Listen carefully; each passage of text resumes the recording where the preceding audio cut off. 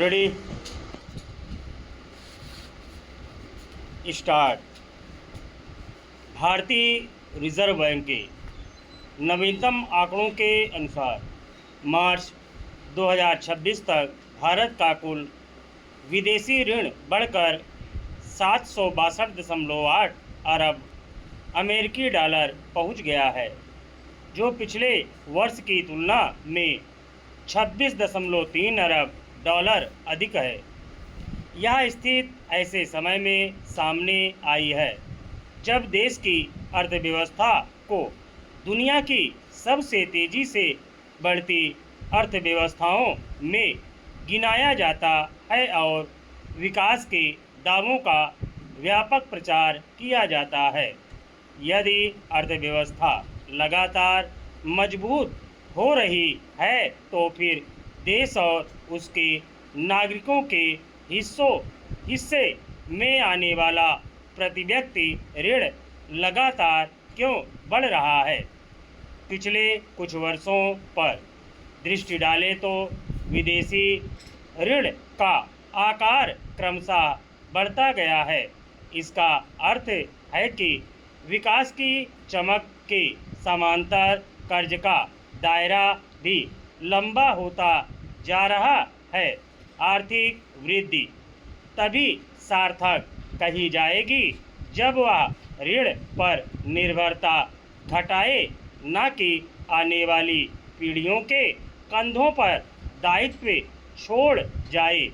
आर्थिक नीतियों का मूल्यांकन केवल ऊंची विकास दर या बड़े निवेश के आंकड़ों से नहीं, बल्कि इस कसौटी पर भी होना चाहिए कि देश पर कुल ऋण का बोझ कितना है और प्रत्येक नागरिक पर उसका क्या प्रभाव पड़ रहा है।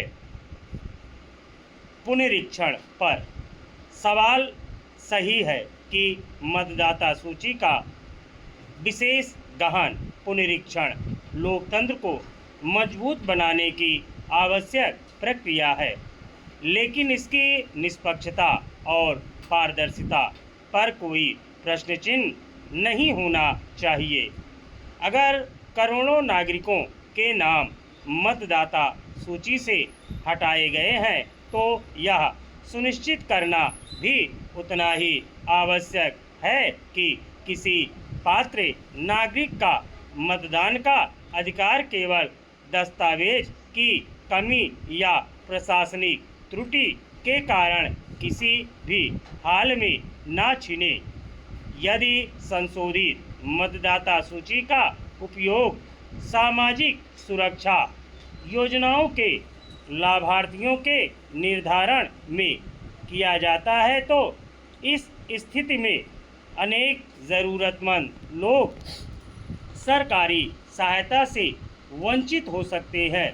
इसलिए पुनरीक्षण प्रक्रिया में पर्याप्त अवसर, प्रभावी अपील व्यवस्था और मानवीय दृष्टिकोण अपनाना अनिवार्य है, ताकि लोकतांत्रिक अधिकारों के साथ नागरिकों का सामाजिक संरक्षण भी सुनिश्चित हो सके।